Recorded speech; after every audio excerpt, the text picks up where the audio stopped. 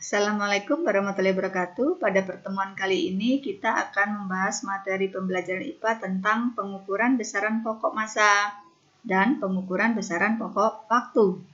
Kita mulai yang pertama dengan pengukuran besaran pokok massa. Alat ukur massa kita kenal namanya dengan neraca atau timbangan.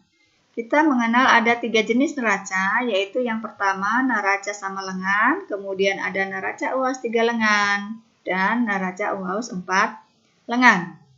Kita bahas dulu bagian-bagian utama dari neraca UHAUS. Perhatikan gambar neraca UHAUS berikut.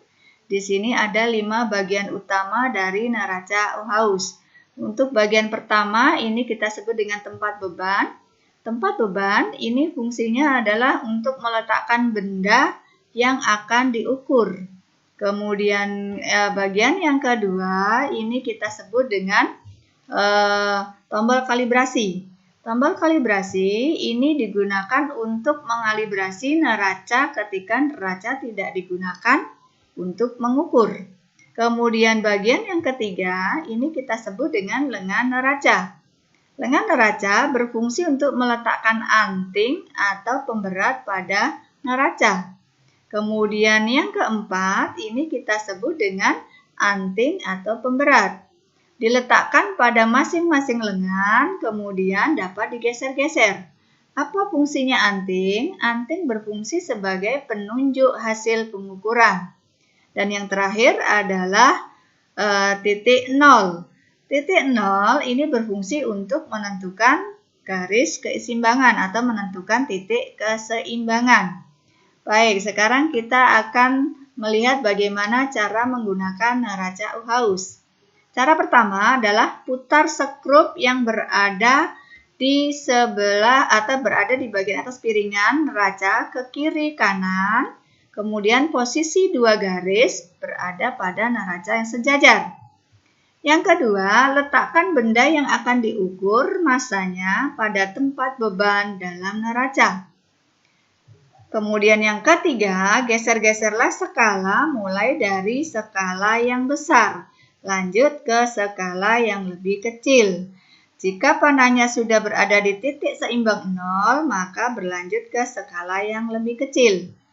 Kemudian cara yang keempat, jika 2 garis sejajar dalam neraca sudah seimbang, maka hasil pengukuran sudah dapat kita baca. Baik, sekarang kita akan membahas tentang cara membaca skala pada neraca UHAUS. Di sini kita lihat contoh hasil pengukuran massa suatu benda dengan menggunakan neraca 3 lengan. Perhatikan pada lengan depan. Anting atau pemberat menunjukkan skala 5,5.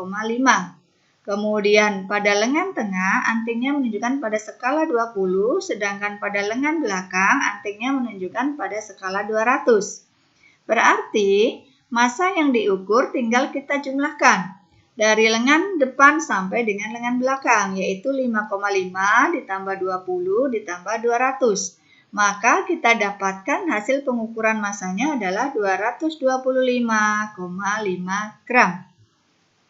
Baik, lanjut contoh yang berikutnya. Ini adalah hasil pengukuran massa dengan menggunakan neraca 4 lengan. Caranya sama dengan cara pada neraca 3 lengan tadi, yaitu dengan menjumlahkan masing-masing lengannya. Pertama, ini 200 gram, kemudian lengan kedua 40, lengan ketiga 8, kemudian lengan yang terakhir adalah 0,5. Maka hasil pengukuran massanya adalah 248,5 gram. Satu contoh lagi, kita lihat pada neraca sama lengan. Pada neraca sama lengan, ini prinsipnya adalah keseimbangan. Kita lihat, pada lengan sebelah kiri ini menunjukkan massanya 1,5 kg, sedangkan pada lengan sebelah kanan ini masih menunjukkan 250 dengan 250, artinya belum seimbang. Maka supaya seimbang harus kita tambahkan dengan massa pemberat lagi. Berapa massa pemberat yang harus ditambahkan? Yaitu dengan mengurangi 1,5 kg dikurang dengan 500 gram. Maka kita dapatkan massa pemberat yang harus ditambahkan adalah 1 kg. Baik, bisa dipahami ya. Kita lanjut sekarang dengan alat ukur waktu. Alat ukur waktu ini ada dua, yaitu arloji dan stopwatch. Arloji ini mempunyai tingkat ketelitian 1 sekon, sedangkan stopwatch memiliki tingkat ketelitian sampai dengan 0,1 sekon. Kita akan lihat bagaimana cara membaca skalanya. Perhatikan gambar stopwatch berikut. Ini ada dua jarum dengan dua lingkaran besar. Yang pertama akan kita lihat jarum panjang pada lingkaran besar. Jarum panjang pada lingkaran besar ini menunjukkan satuannya dalam detik. Kemudian jarum panjang ini menunjukkan pada angka atau pada skala 10. Artinya ini jarum panjang menunjukkan skala 10 detik. Kemudian jarum pendek ini menunjukkan satuannya dalam menit. 1 kali putaran jarum pendek berarti ini menunjukkan 30 menit. Nah, pada jarum pendek ini menunjukkan skala 1 menit. Artinya, kalau hasil pengukuran ini kita jumlahkan antara jarum panjang dengan jarum pendek, maka kita dapatkan hasil pengukuran waktunya adalah 1 menit 10 detik.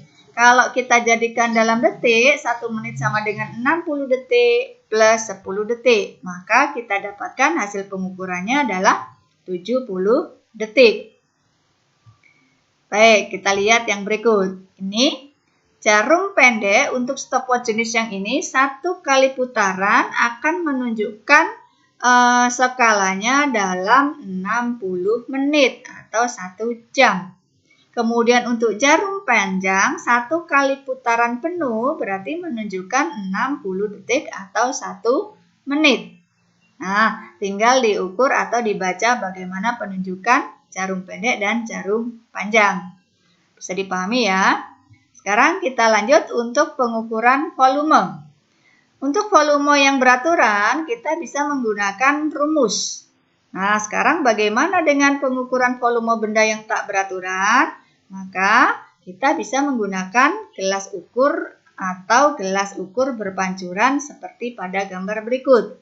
Yang gambar yang sebelah kiri adalah gelas ukur, kemudian gambar yang sebelah kanan adalah gelas ukur berpancuran.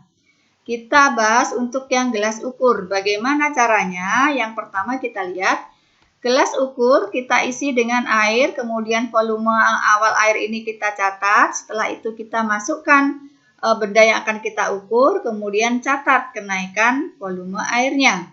Nah, selisih dari kenaikan volume air dengan volume awal air itulah volume dari benda yang diukur. Dari gambar kita dapatkan volume batu itu adalah volume sesudah, kita sebut V2 dikurang dengan volume sebelum atau V1. Kita dapatkan volume sesudahnya adalah 75 ml, sedangkan volume sebelumnya adalah 50 ml. Sehingga kita dapatkan volume batunya 25 ml. Karena 1 ml sama dengan 1 cm3, maka volume batu nilainya sama dengan 25 cm3. Kemudian kalau menggunakan gelas berpancuran, bagaimana caranya? Kita tinggal memasukkan benda yang tak beraturan tadi ke dalam gelas berpancuran yang sudah diisi air, sehingga nanti akan terjadi kenaikan air. Nah, kenaikan air ini akan tumpah sehingga volume air yang tumpah ini akan sama dengan volume benda yang diukur. Nah, contoh kita lihat dari sini, volume batu dari sini adalah 30 cm3. Karena 1 ml sama dengan 1 cm3, maka volume batunya sama dengan 30 ml. Baik, demikian tadi bagaimana pengukuran besaran pokok massa dan besaran pokok waktu. Bisa dipahami ya? Oke, untuk pertemuan kali ini kita cukup sampai di sini. Kita bisa lanjut lagi di pertemuan yang akan datang dengan materi yang berbeda lagi. Saya akhiri. Wassalamualaikum warahmatullahi wabarakatuh.